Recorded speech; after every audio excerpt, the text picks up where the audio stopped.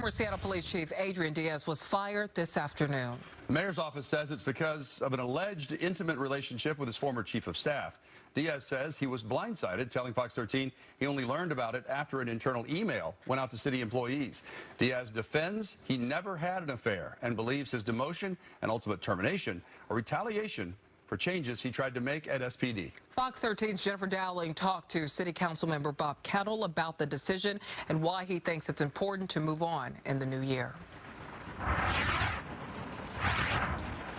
Good evening. Kettle tells me it's time for new leadership in 2025. He says that the mayor looked at the totality of everything before coming to the decision, and he says he respects the process that he went through in order to get to that point.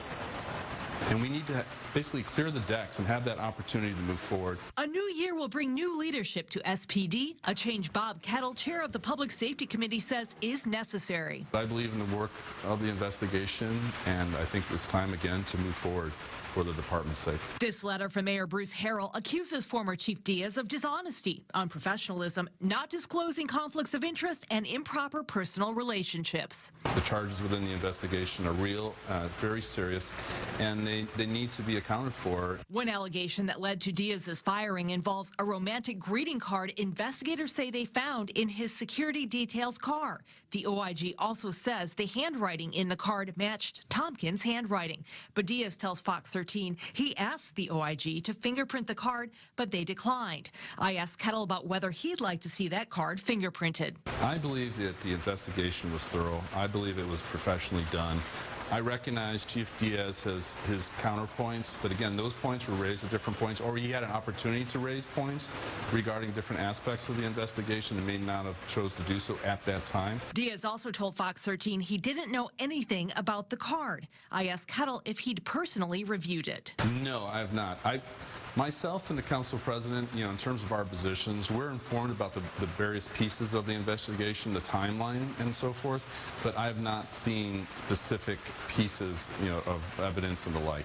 Just the updates that we get, in terms of like the OIG investigation being complete, the timelines. The second allegation is that Diaz openly discussed a sexual relationship with Tompkins, making crude and personal statements about her.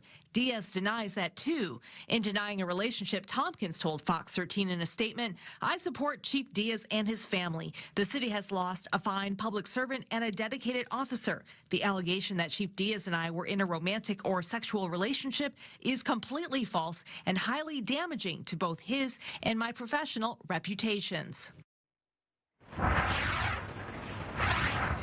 And Diaz sent an additional written statement to Fox 13 tonight. In it, he adds that the OIG investigation was rushed and fundamentally flawed, and he maintains his termination was, quote, an act of retaliation for my prior disclosure of my sexual orientation and my refusal to comply with what I believe to be an unlawful directive from the mayor.